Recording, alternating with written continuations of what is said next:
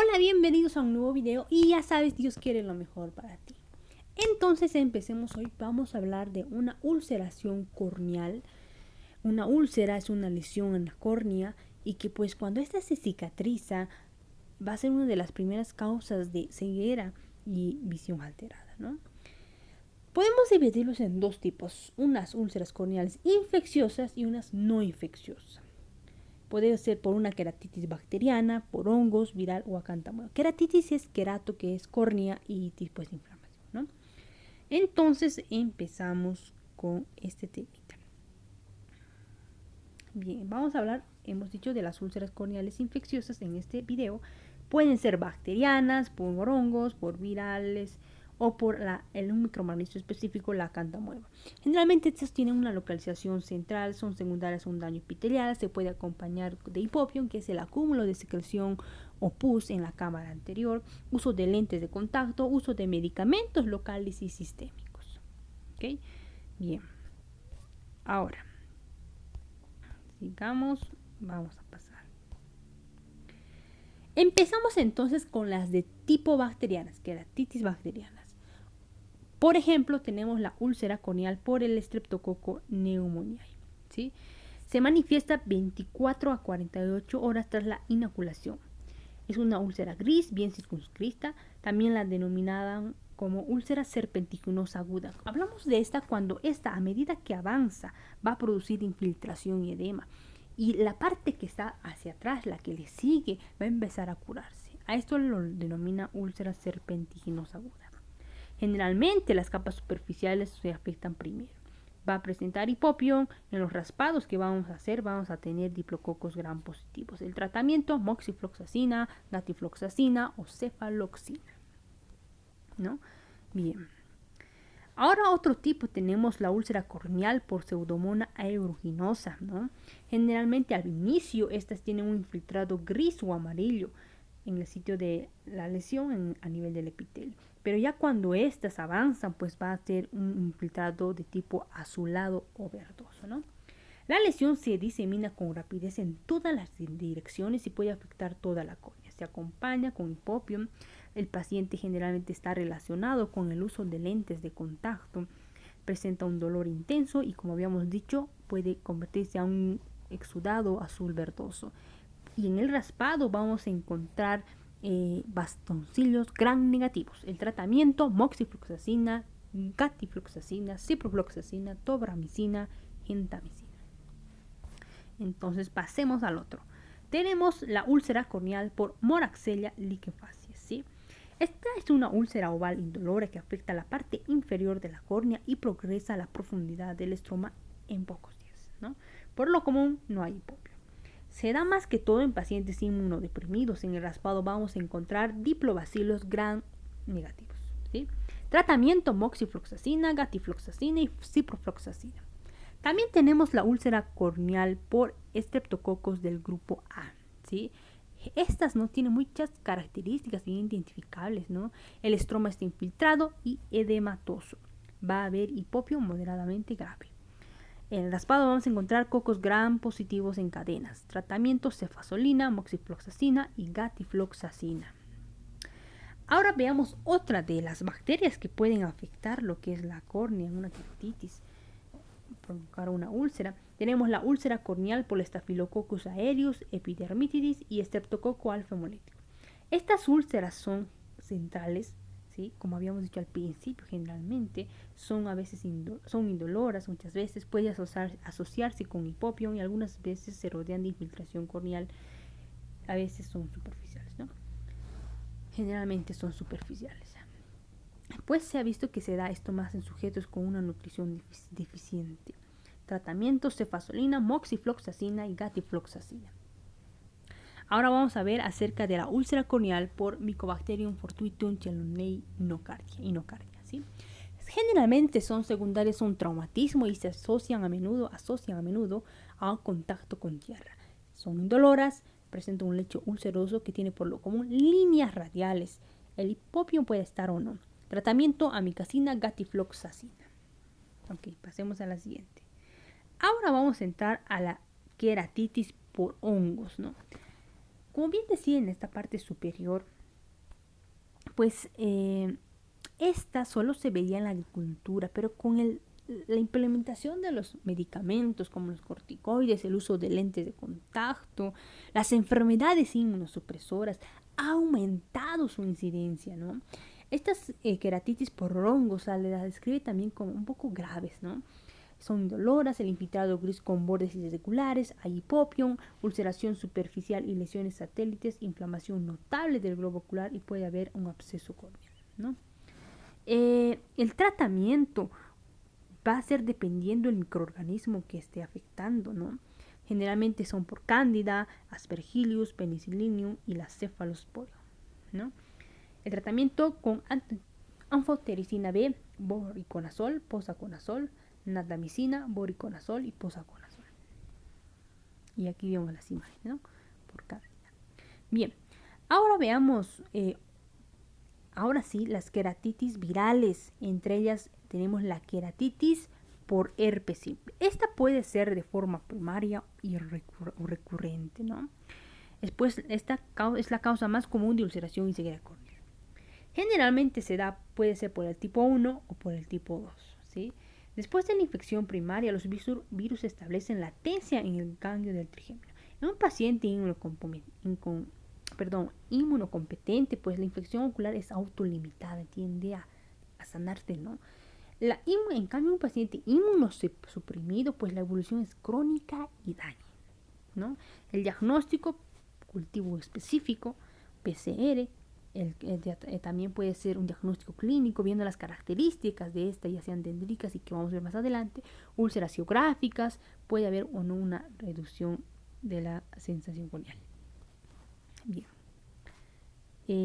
Ahora, en cuanto a sus manifestaciones clínicas, en el primario puede acompañarse con una blefaroconjuntivitis vesicular, a veces con afectación corneal. Cuando es recurrente, este incremento se precipita por una fiebre, una sobreexposición a los rayos ultravioleta, traumatismo, también la menstruación y enfermedades inmunosupresoras, ¿no? Generalmente es unilateral, pero el 4 al 6% es bilateral, ¿no? Los síntomas vamos a tener irritación, fotofobia, lagrimeo y reducción ligera de la visión. En estos pacientes se ve lo que se llama una anestesia corneal, es decir, que no hay esa sensación de dolor, ¿no? Y pues, como presenta esta anestesia corneal, es el motivo de muchas veces que el paciente no acude a consulta porque no tiene molestia. Bien, en cuanto a las lesiones que nosotros podemos encontrar en una queratitis por herpes simple, tenemos una de ellas, la úlcera dendrítica, que es la más común, ¿no? Son ramificaciones típicas de patrón lineal con bordes plumosos y en sus extremos tienen bulbos terminales. En cambio, la ulceración geográfica ya es una enfermedad dendrítica crónica, ¿sí? Que pierde esa cualidad plumosa. La sensación corneal está disminuida. Otras de ellas tenemos la queratitis epitelial, la manchada estelar, la filamentosa. Ahora, ¿qué tipo de lesiones más tenemos? Podemos encontrar opacidades subepiteliales, ¿sí? Que esto es muy bonito, ¿no? Puede verse una imagen semejante a un fantasma, correspondiente al defecto epitelial original, pero ligeramente mayor en la área subyacente a la lesión epitelial. Luego tenemos la queratitis disiforme, como bien dice su nombre. Es la forma más común de enfermedad del estroma en la infección por estos tipos de virus. Y pues va a encontrar una en forma de disco, por eso se llama disiforme, ¿no? A nivel del estroma va a estar edematoso, ¿no? El estroma va a estar edematoso y se presenta más en el área central en forma de disco. Y por lo general igual presenta sin vascularización. Como recordemos, la córnea no tiene irrigación por una arteria que esté llegando ahí, ¿no? Sino ella recibe, como habíamos visto, de otras fuentes de irrigación. El edema puede ser suficiente para producir pliegues en la membrana de cemento. Ahora, otras lesiones que podemos ver, una de ellas es la endotelitis, que como ustedes saben, la córnea tiene una capa que se llama endotelio, ¿no? Que puede asociarse con una uveitis anterior junto con la elevación de la presión intraocular o inflamación focal. Esto debido a que por la replicación viral avanza y puede ir hacia la cámara anterior, ¿no? Y por esto es esta, ¿no? Luego tenemos la queratitis del estroma, áreas focales de infiltrado y edema, va a producir adelgazamiento de la córnea o puede también producir, dependiendo, necrosis o perforación. Las lesiones periféricas de la córnea son por lo general lineales y muestran pérdida del epitelio antes que el estroma corneal subyacente se infiltre. En cuanto al tratamiento de esta queratitis por herpes simple, pues hay que detener esa replicación, ¿no? Hay que minimizar los efectos dañinos de la respuesta inflamatoria. Tenemos 4 cosas que se va a hacer, puede hacer, dependiendo siempre de cómo se encuentra, qué factores están influyendo y demás. El desbridamiento del epitelio reduce la carga antigénica viral en la estroma corneal. El epitelio infectado es fácil de extraer o quitar, ¿no?